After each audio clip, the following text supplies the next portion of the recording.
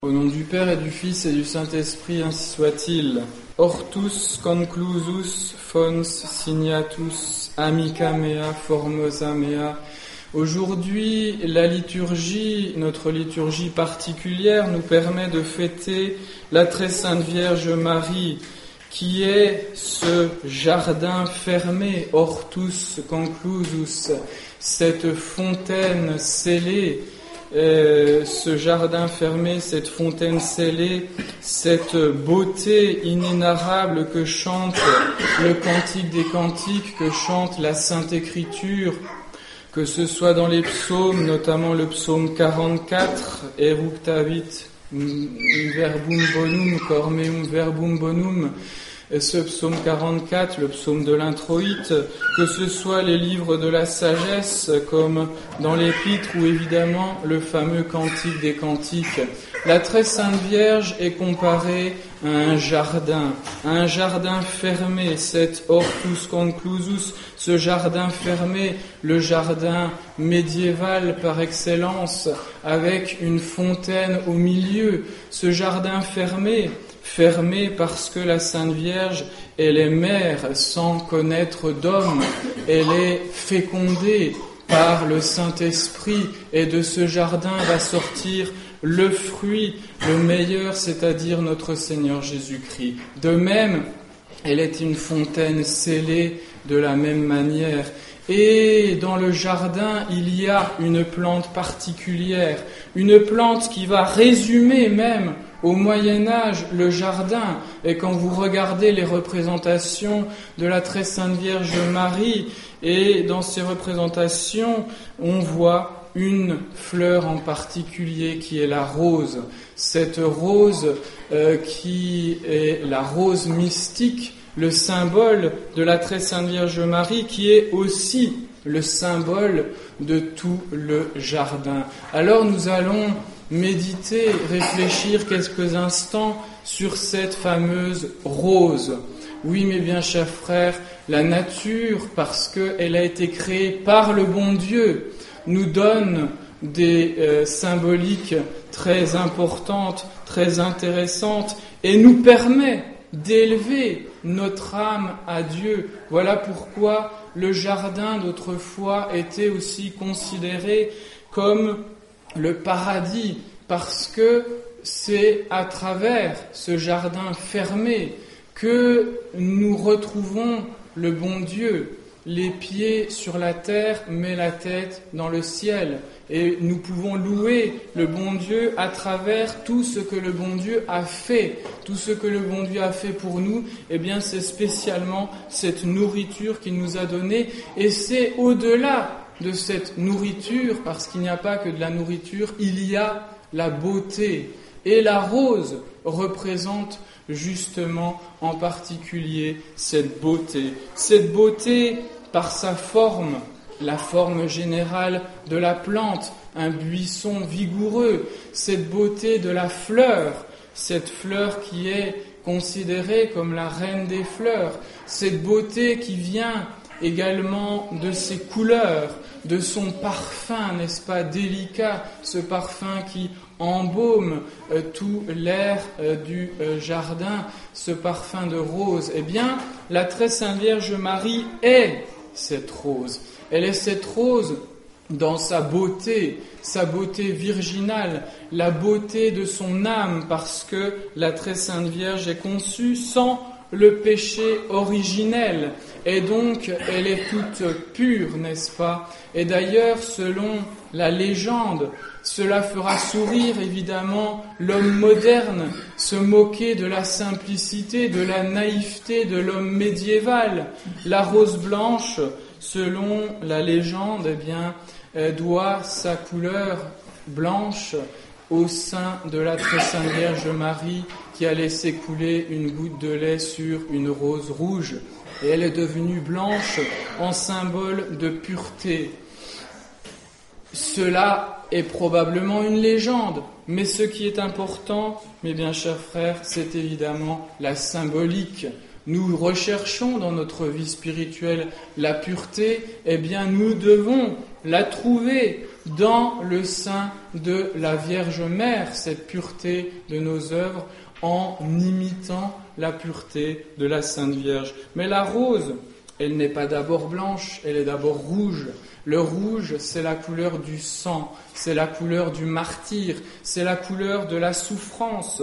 Le rouge, mes bien chers frères, eh bien, c'est la souffrance de la très sainte Vierge Marie, cette souffrance qu'elle a trouvée évidemment au pied de la croix avec notre Seigneur Jésus-Christ, parce que la souffrance, c'est le gage de la vie éternelle. Celui qui veut être mon disciple, qu'il se renonce à lui-même, ce qui est déjà une souffrance, qu'il prenne sa croix et qu'il me suive. Et donc cette couleur rouge de la rose représente la mort mystique de la Sainte Vierge, dont le cœur si aimant pour son Fils, si aimant pour les pécheurs, a été transpercé de douleur au pied de la croix. Et quelle couleur va rassembler le rose et le rouge et le blanc? C'est justement le nom de la rose, la couleur rose. La couleur rose, c'est du rouge et c'est du blanc. Et donc la rose par excellence, c'est évidemment la couleur rose, la rose de couleur rose. Donc voilà, mes bien chers frères, rassemblés dans cette couleur rose, le rouge et le blanc, la souffrance de la très sainte Vierge, souffrance rédemptrice et sa pureté virginale. La rose, c'est également une odeur, un parfum. Et là encore, comment la Sainte Écriture chante les parfums généraux du jardin, évidemment, pas seulement parce que la Sainte Vierge est le jardin, elle est la rose, elle est la fontaine qui trône au milieu du jardin, elle est toutes les plantes qui vont orner le jardin. Nous ne nous arrêtons pas à une symbolique particulière, mais à toute cette symbolique du jardin. Et donc, la rose, elle embaume tout le jardin de son parfum si particulier, si bon et si attirant notamment pour les insectes comme les abeilles. Ce parfum, c'est le parfum des vertus de la Sainte Vierge. Le parfum, c'est toujours la signification des vertus, parce que les vertus, eh bien, elles s'élèvent, elles se dissipent dans l'air, si on peut dire. Eh bien, comme le parfum, et vient embaumer tout ce qui touche. Si vous ôtez des roses bien odorantes, eh bien vous aurez le parfum qui va demeurer sur vos mains. Et ce parfum donc, qui se transmet, eh bien si nous côtoyons la très sainte Vierge Marie dans nos prières, dans nos méditations, nous serons nous-mêmes embaumés du parfum de la très sainte Vierge, c'est-à-dire de ses vertus, toutes ces vertus que sont la pureté, l'humilité, la chasteté, la foi, l'espérance, la charité, l'amour de notre Seigneur Jésus-Christ, son divin Fils, l'amour des hommes, l'amour des pécheurs.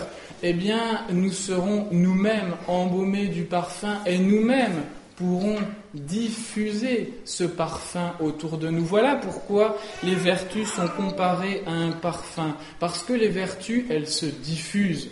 Si nous sommes vertueux, si nous vivons selon les vertus chrétiennes, les vertus de notre Seigneur Jésus-Christ, eh bien nous allons diffuser ces vertus autour de nous, comme la très sainte Vierge, la rose mystique, diffuse ses parfums.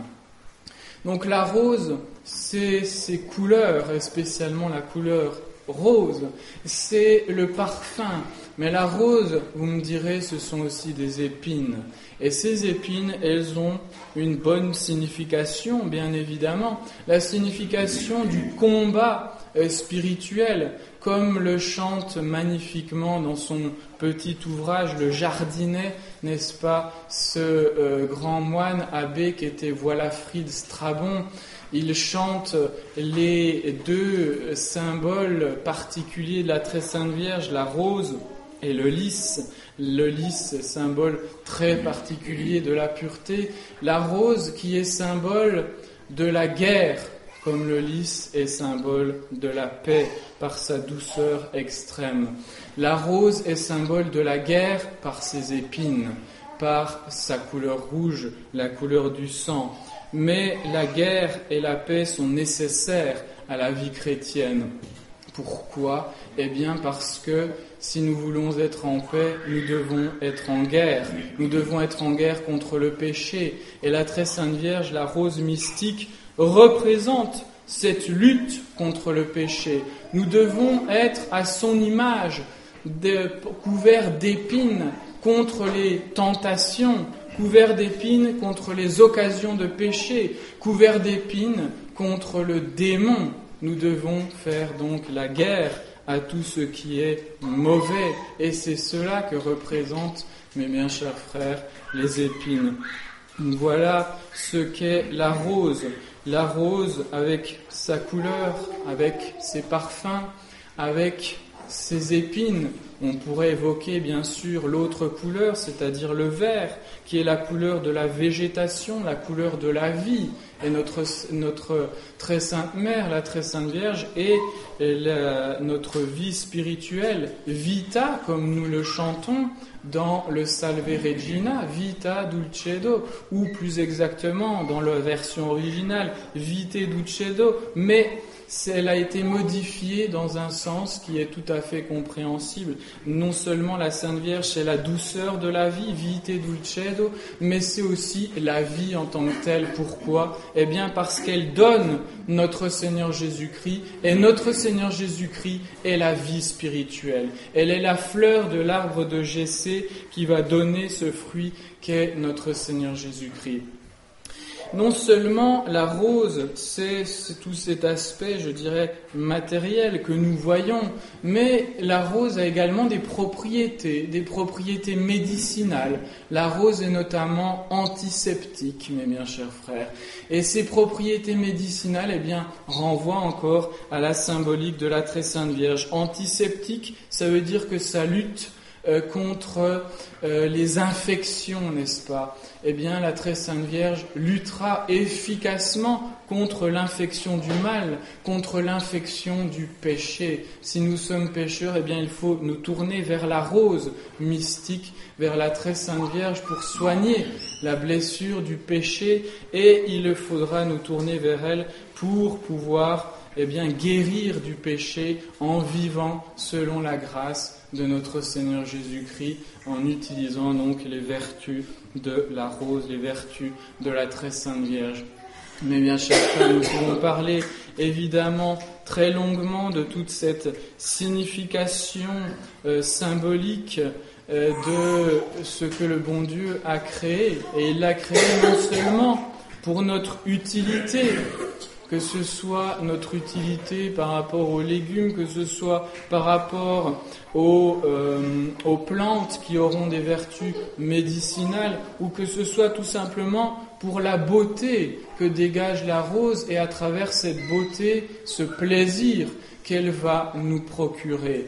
Eh bien, nous devons donc, devant ces merveilles de la nature, réutiliser ces symboliques anciennes parce qu'elles montrent la profondeur de la vie spirituelle. Cette vie spirituelle de l'homme chrétien, elle n'est pas coupée en deux. Il n'y a pas d'un côté notre corps, d'un côté notre âme qui serait enfermée comme un ange dans un corps qui est mauvais. Ça, c'est le manichéisme. Non, mes bien chers frères, nous nous sanctifions et nous devons nous sanctifier totalement, c'est-à-dire ici-bas sur terre, avec toutes ces difficultés, avec toute cette tristesse de cette vallée de larmes. Mais dans cette vallée de larmes, eh bien, nous pouvons trouver un jardin qui vienne nous consoler, un jardin qui est le paradis, c'est-à-dire la très sainte Vierge Marie. La très sainte Vierge Marie, eh bien, elle est notre paradis qui vient nous consoler des tristesses de la vie. Elle est notre paradis parce qu'elle va être la source des grâces qui vont nous permettre d'aller au paradis, c'est-à-dire le ciel, à la vision béatifique.